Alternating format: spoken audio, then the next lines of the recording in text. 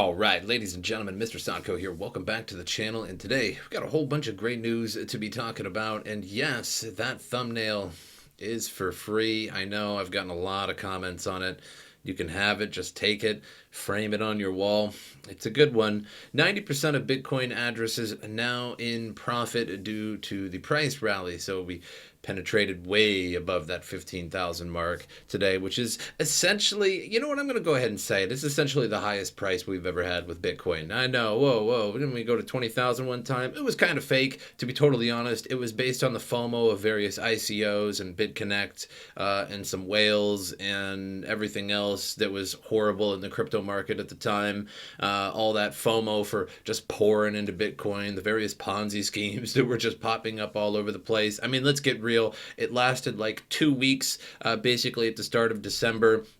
We had this gigantic price explosion. I believe I have that up on the chart right here. So, I mean, we were at $8,000 November 20th, and then we reached about 10,000 on the 1st or so of December, and then within 2 weeks it was 20,000, and then pretty much collapsing right after. So we've been at over 15, that we've been over 13, 14,000 for quite a while now. It's actually been about over 100 days since we reached $10,000. So it's the longest price above $10,000 in Bitcoin's history so far.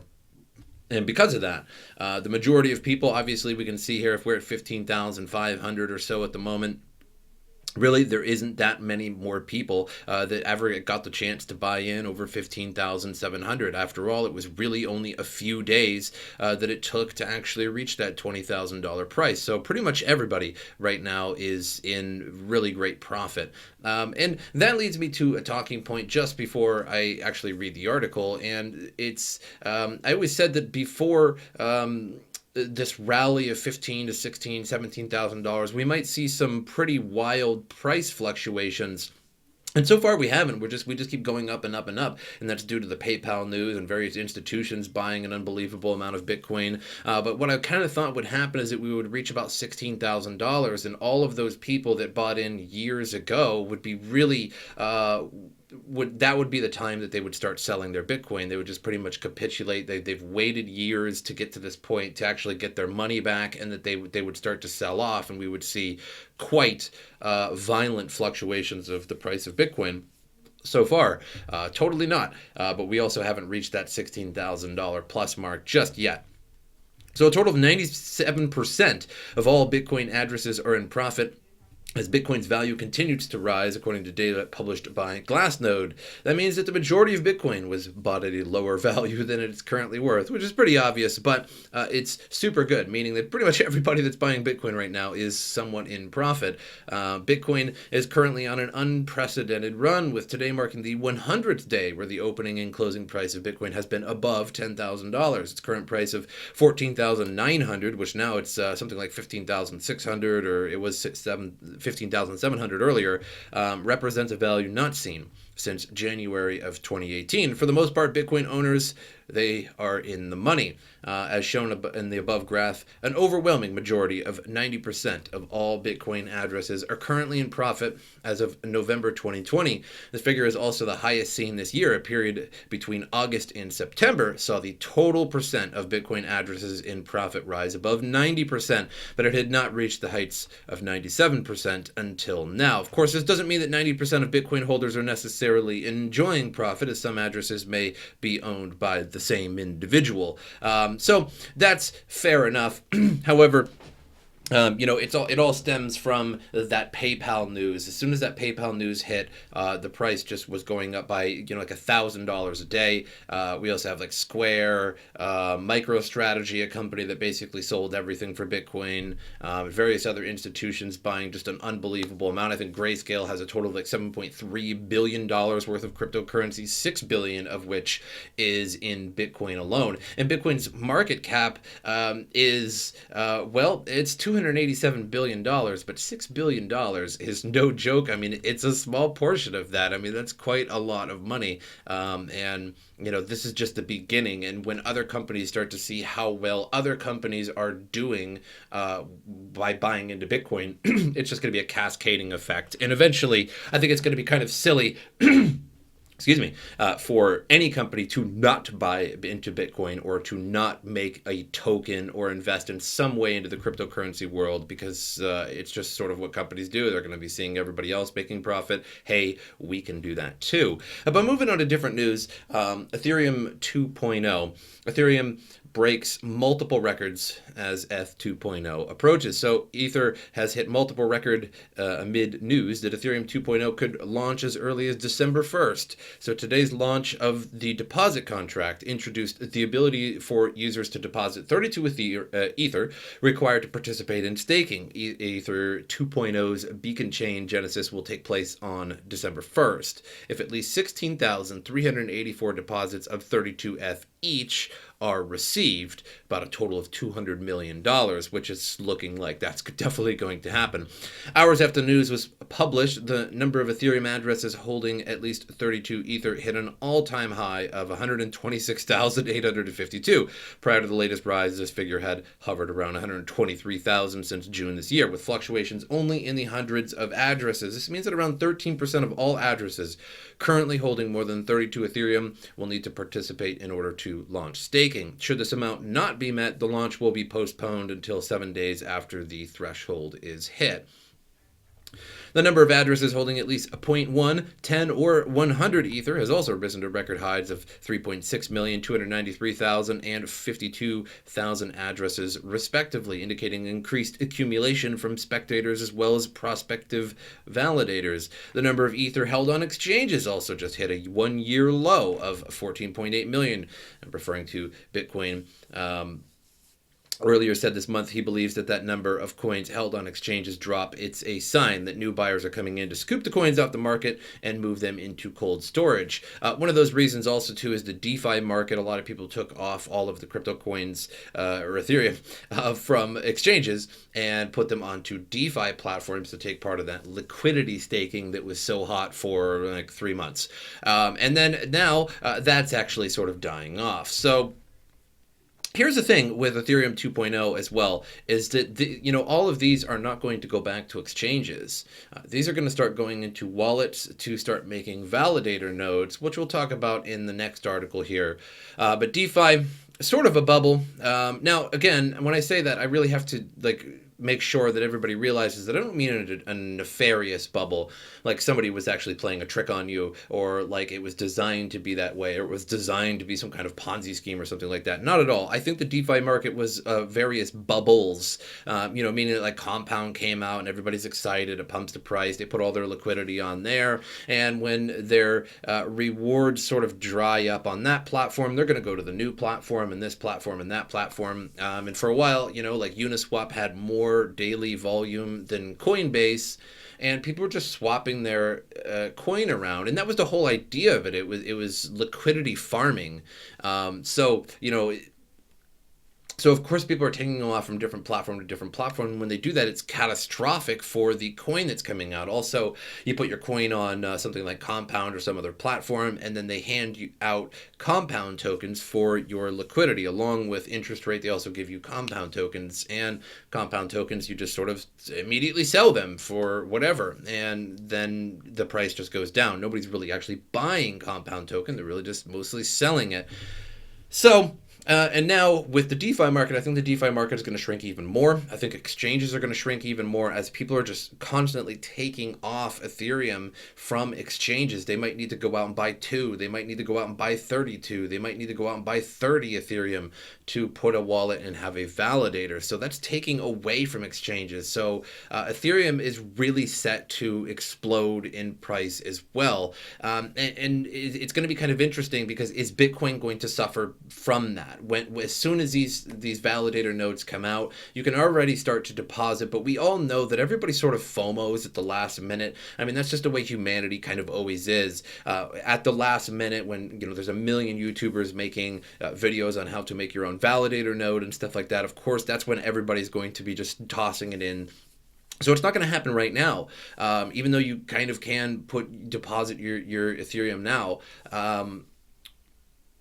And are people going to shave off the top of Bitcoin, sell some of their Bitcoin for Ethereum so that they can stake?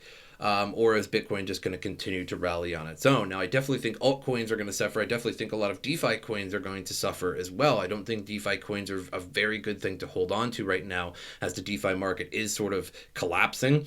Not collapsing, but it's definitely cooling off. The hype is sort of running out, and people are going to be taking it off DeFi platforms and again putting it in cold wallets to stake, and that's going to take a lot of Ethereum from exchanges in DeFi. So that's going to create a huge demand. People are going to have to go out and buy little bits to accumulate that 32.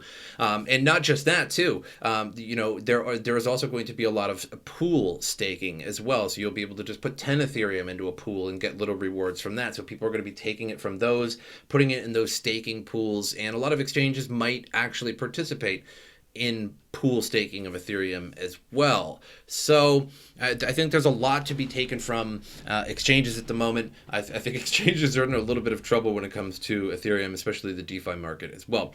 So the DeFi bubble seems to be slowing down in the last months of 2020, with fees and confirmation times retreating back to less formidable levels. Ethereum fees are way down, suggesting the DeFi madness has abated for now. DeFi cooling off, Bitcoin hash rate way down. He also said, referring to the situation on Bitcoin's network, Bitcoin network action, however, is not related to the drop in Ethereum fees. It just happens to correlate.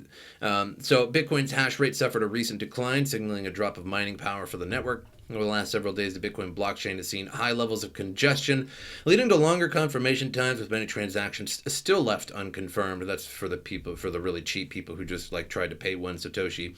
The network completed a significant difficulty adjustment on November 3rd, but the dropping hash rate prior to adjustments was likely the catalyst behind the high fees and clogged network. So, both BTC networks sort of slowing down a little bit at the same time of everybody just piling money into BTC, which is sort of weird, to say the least. Also, the DeFi market overall of Ethereum just sort of bubbling down, I guess, if you will. Again, I just think there was just a lot of DeFi bubbles. It was really, honestly, let's all be honest with ourselves. We were just chasing those liquidity fees. We were chasing those new coins. And then once you got a few of them, you sold them and you moved on to the next one for bigger fees, whichever one was just offering the better interest rates, that is, and moving your coin around. And now with Ethereum 2.0 coming out, there's just going to be so much strip from exchanges. It's just a matter. I think the only question is it going to reduce the price of Bitcoin? Are people going to sell off Bitcoin to get Ethereum to stake and be a validator on 2.0? So I think that's really the only question. Otherwise, Ethereum, I think, is definitely bound for $500. And I don't think it's going to be right now. Again, you can go out and buy 32 Ethereum right now, but people are just they're going to FOMO at the last minute. People always do. And it's going to be a FOMO over time. People are going to be putting little bits onto staking pools and little bits into their wallet over time until they reach 32. And that's just the thing here too, is that let me show you this article. It talks about a validated staking on ETH 2.0, but really the only thing I want to talk about is sort of this little section right here. Now, this is a great article overall that talks about Ethereum 2.0. It goes into phase 1 and phase 2 as well that you can read on about. But below are some of the many arguments for the separation of various nodes. Okay, so normally when you stake a coin on a staking network, you just throw as many coins as possible into your wallet. It's never been particularly profitable to get multiple wallets and then stake in multiple wallets. Instead, the way staking normally went in the past is that you would just throw as much as you can on there, go buy it off an exchange, throw it in a wallet and just stake, and then buy more and continue staking even harder.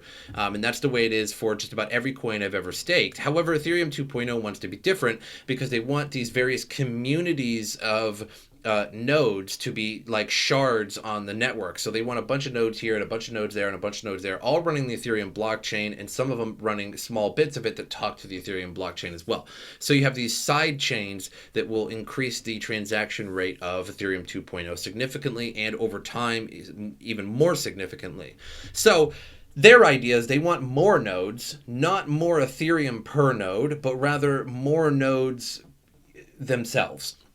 So the idea is that each validator needs to be initiated with a deposit of exactly 32 Ethereum, and therefore people who wish to stake more Ethereum will need to run multiple validator instances. The node client separation allows such users to run a single beacon node with multiple validators connecting to it, thereby reducing computation, memory, and storage requirements. So you're not just going to run one node with 100 Ethereum or with 1,000 Ethereum in there. You're not just going to keep piling Ethereum so you can get more rewards. Instead, you're going to need to pile both Ethereum and separate nodes. So they only want 32 Ethereum per node. So if you want to run 5 and you have enough for that, so be it. But it's not all going to be on one node. By having validator nodes be separate modules, they will be likely more secure, as it is easier to write, reason about, and audit smaller code modules. For users particularly worried about redundancy, multiple nodes can run in parallel, thus reducing the chance of a validator going offline. And because validator clients can only interact with the rest of the Eth2 network via a beacon node, and even then via a restricted API, the attack surface of a validator node is greatly reduced. So what you're doing is you're taking Ethereum 1 and putting it on an Eth 2.0 node, so that therefore you're sort of taking that old blockchain and still keeping all that old information with you, and then starting to validate Ethereum 2.0. For users who wish to interact with Eth2 but don't want to be a validator, they need only operate a beacon node, which will grant them access to the beacon chain and all the shards that they require. So you don't really need to run a node, obviously, and everybody else with Eth, that doesn't even really feel like participating in any of this is going to be just fine. But it is interesting to know that you're not just going to be staking a ton of Ethereum in one node, but rather a sort of a unique situation. I can't really think of another cryptocurrency that did this. I'm sure it maybe it has been done. But this is sort of new because I have staked on various other cryptocurrencies over the years, and it's really just how much can I get in one wallet, and then I'll be getting more rewards. But really, this is going to be multiple nodes, each with 32. So if you have a lot of Ethereum, if you got 96 Ethereum, you're not just going to throw it in one node. It's got to be 32, 32, 32. But that's all I have for that. But moving on to CoinMarketCap here, $15,582 Bitcoin. I think we were at 15,700. Let's go to that one day and check it out here. Yeah, we were at 15,880 or so there, I see. Nearly $15,900. I'm sure it did hit that on some exchanges with that old shadow on a candle there. But Ethereum at 425, still going up, was like something like 430 just a little bit ago. But again, I think when people actually wake up to Ethereum 2.0, especially after December 1st, the mad dash for Ethereum is going to be something I don't think we've ever seen before, even surpassing the DeFi market. Everybody's going to have to go out and buy a little bit. I mean, if you only got 30, you're going to have to go out to the exchange and buy 2. And the thing is, too, is you're taking it off of the exchange. You're not just day trading 2 Ethereum or 32 Ethereum. You're taking it away from the exchange, because normally people are day trading. You might have something like 100 Ethereum. You trade it and then you buy it back, and you trade it and you buy it back, and you're making money doing that. So that's just keeping the same amount on the exchange. So there is no demand in increased demand, that is, for that. But everybody taking it off of the exchanges, taking away from the DeFi markets, is going to increase demand significantly. I'm sure there's a lot of people on exchanges right now ready, set to go with like $500 limit orders for Ethereum and much higher than that. How high is it going to go? I really don't know. I think that the interesting thing about staking is that it's sort of the opposite of proof of work. It has an additional and yet it has an additional factor to it. So proof of work, you mine a coin, and what do you do with it? You sell it on an exchange. You sell it for Bitcoin, you sell it for money, this, that, or the other thing. So you're mining it, you're selling it, mining it, selling it, or you could hodl it, right? But that's just to sell it later. So there's always this sort of pressure against it, I guess, except with BTC right now. But with staking, it's something a little bit different, and I think it's going to help Ethereum a lot more than other staking that have come in the past, and that's that you're staking it, you're gaining rewards, and you're hodling it, but you have another incentive, is to hold on to it so that you can have even more staking potential. So if you're gaining rewards on Ethereum and you're gaining enough rewards, maybe eventually you can open up another validator and put 32 Ethereum on there. But with staking in general, you have 10 coins, you're gifted 1 coin, so you keep those 11 coins in your wallet so that you have a better chance of gaining a better staking reward in the future. Now with Ethereum, it's only 32, so you're going to want to get that off of your validator eventually, because it's not going to help you anymore when you receive more Ethereum rewards. But with old staking, it was just a matter of I just want to keep it on there, and I want to take some off from exchanges and continue putting it in my wallet. So I think that's a big thing that Ethereum 2.0 has going for it. But that's all I have for you guys today. Make sure you like, subscribe to the channel, and share the video. That helps me out a lot. My social media in the description below. Follow me on those when you get the chance to do so. But as usual, I will see you guys next time.